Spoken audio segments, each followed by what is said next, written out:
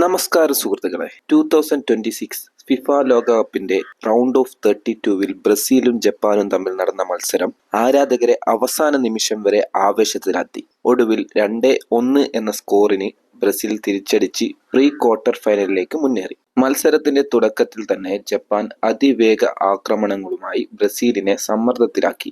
29-ാം മിനിറ്റിൽ ബ്രസീലിന്റെ പ്രതിരോധ പിഴവ് മുതലെടുത്ത് കൈഷു സാനോ ഗോൾ നേടി ജപ്പാനെ 1-0 മുന്നിലെത്തിച്ചു.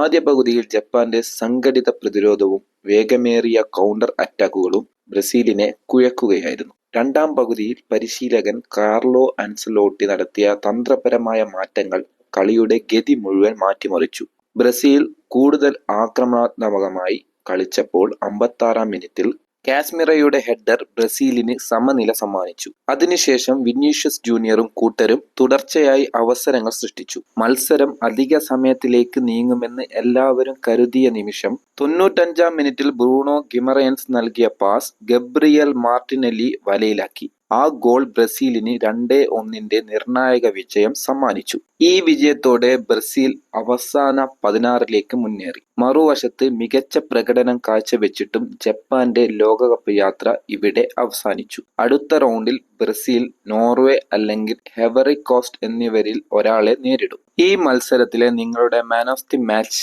ആരാണ്? കമന്റിൽ പറയൂ. ഈ വീഡിയോ ഇഷ്ടമായെങ്കിൽ ലൈക്ക് ചെയ്യാനും ഷെയർ ചെയ്യാനും സബ്സ്ക്രൈബ് ചെയ്യാനും മറക്കരുതേ. നന്ദി.